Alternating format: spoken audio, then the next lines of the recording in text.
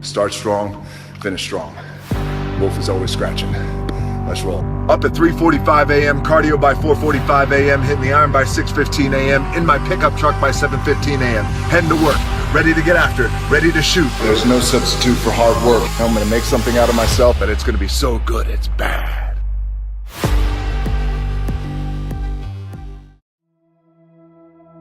Instead of telling you what I think you should be doing, or how you could be better, or I thought, well, let me just speak from the heart, speak from my gut, and really not have anything prepared, but just tell you what's worked for me.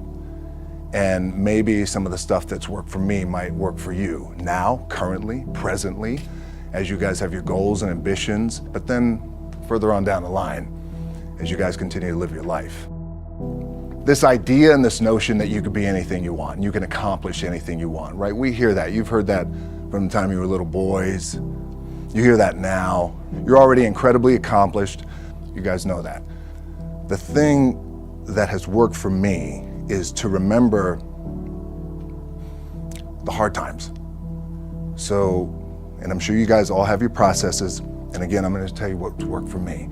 So before a big movie comes out, before, back in the days when I was wrestling with WWE, a WrestleMania match, anything big that would happen, I would always take a moment and I'd just remind myself, all right, I was evicted when I was 14. We were kicked off the island. We couldn't live in Hawaii. Had no place to live.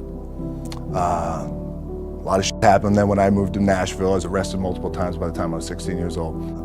I would remember that, and it allows me then to be present in the moment and understand, holy, the stuff I have around me right now, this is the shit that I dreamed of when I was a kid. I am here. I played for University of Miami, played for great teams. Warren Sapp, Ray Lewis, they were my teammates. They were balling. Warren Sapp was playing tight end that time. I was starting defensive tackle. Yeah, they moved him over to D-line. And he looked at me, he's like, yo, dude, I'm gonna take your spot. And I said, you ain't taking my spot. He said, I'm gonna take your spot. I said, no, you ain't. We battled, and he took my spot. Now you can imagine how that with me, because there goes my opportunity. He went in, switched to defensive tackle, lit the world on fire. Well, what that did, it crushed me, it crushed my dreams. I had a piss poor senior year, zero production, no NFL, no combine invite, nothing. Finally went to the CFL, Calgary Stampeders, making $250 a week Canadian. Now I had to send that home to my wife at that time. Had no money. So I remember that. When I got cut from Canada, my dad in his pickup truck came down 4 o'clock in the morning, picked me up in Miami from Tampa. We lived in a little apartment in Tampa. He drove down in his little pickup truck to Miami to get me when I was cut from the CFL.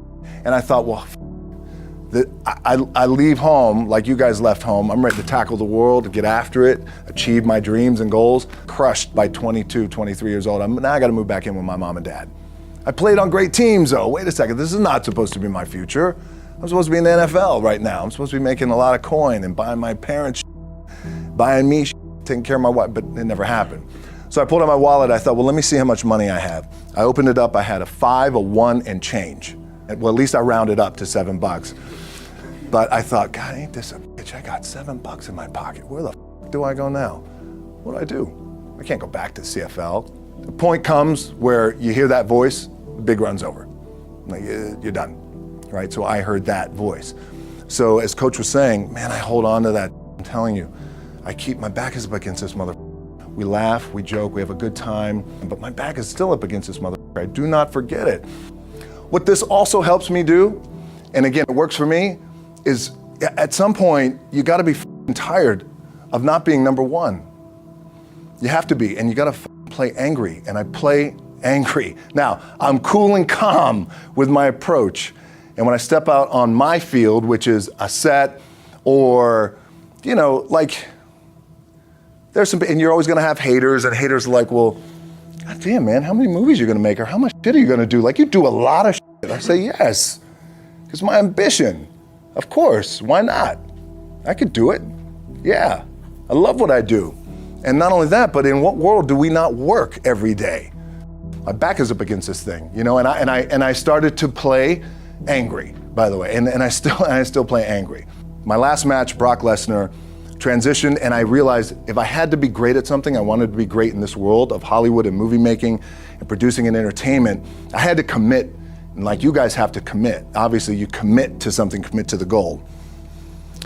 So I quietly retired. 2 years later, I thought, what did I do with my career? Because my movies were not doing well. I was written off. It was around 2006, 2007. I was like, I pulled a Jim Brown. I left when I was on top, like number one in the wrestling business, and I left. It was a ballsy, gutsy, some call it stupid move, but I had to commit and I had to follow what was in my gut. What helps me is to keep the hard times in the front of my mind, because it allows me to go into these big moments that I've worked my ass off, and you guys have worked your ass off. It allows me to go into these big moments with a different perspective. What it also does for me, and again, this is what works for me. Like, my back is up against this mother. Every day, it's against this wall. But it's up against this mother because it's what I believe in. And when my back is against this mother, then there's nowhere to go. But that way, that's it. Doesn't mean you don't smile. Doesn't mean you don't laugh and joke, right? You're happy. I'm a happy guy. But when it comes to business and when it comes to executing, it's up against this. And I got to go that way. And I don't give a fuck who is in front of me. They're not going to stop me. The key for me was, where does it start? What's the anchor?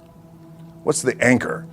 So I could have all these ambitions, and you guys have all these ambitions, which is great.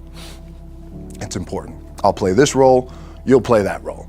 I'll execute this thing and it'll come out this summer. You guys will execute this thing during the summer, right, when it's time to really put in a lot more work.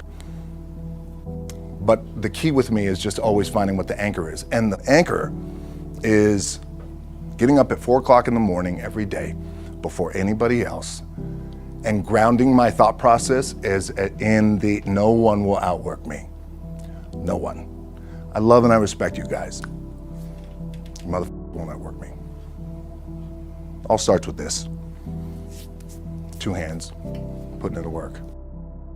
My last match in WWE, I'll share this with you guys too, is that, again, because there's a little bit of takeaway here from all this, is I wrestled John Cena, and I went in, I think it's 2013, I went in WWE champion, and we went in MetLife Stadium. We had a record-breaking attendance, which was amazing that night. We accomplished our goal. So I wrestled with John Cena. We had 45 minutes planned for the match. It's nonstop go, right? So your conditioning is tested.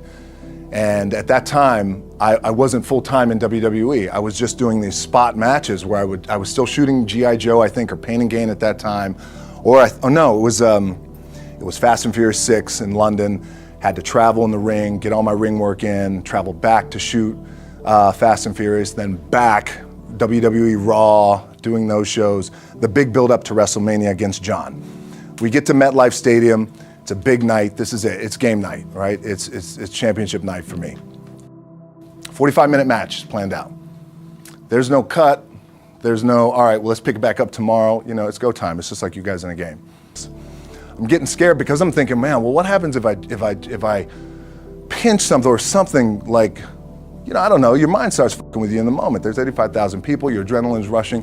Thinking, man, what happens if I'm gonna lose my leg or some shit like this, if I've just done something to my artery? Final move of the match is his big finishing move. And I remember I'm getting up and I'm turning like this because I have to fall into him. He's gonna hit me with his big finisher. I remember turning into John and he says, and I remember thinking to myself, God, please don't let this be too bad. Just take care of me. Take care of me. Bang! Comes in the back, I get to the back, I can't move. Now I'm getting a little nervous. Get on a jet, rushed home to my doctor's down in Florida, and get an MRI, find out that I have completely torn my adductor, the top of my adductor and my top of my quad off my pelvis. What I was proud of was walk out on my own, but not only that, but in this moment where the odds are against you, people are watching, your team's depending on you, you either say, I'm done, or this whatever the is going on, it's temporary, and it may fuck me up at some point down the road. But I'm not gonna let this opportunity go by without giving it my all. As you guys know, there's nothing you can't accomplish. You're gonna go on, you're gonna become world champions. The key for me, what I think one of the keys is, remember where you came from, keep that in the front of your mind, and when shit goes bad and it goes sideways, a lot of shit does, you're getting booed out of the building, or you're coming through this injury, or people are writing you off, oh, you guys ain't make it, any of that, you gotta keep it in here. And it really has to, it should drive you, it should. It works for me, it should drive you. You got all the talent in the world, it's all here. Really the two things I wanna say are, you gotta be the hardest workers in the room, and don't f the opportunity out.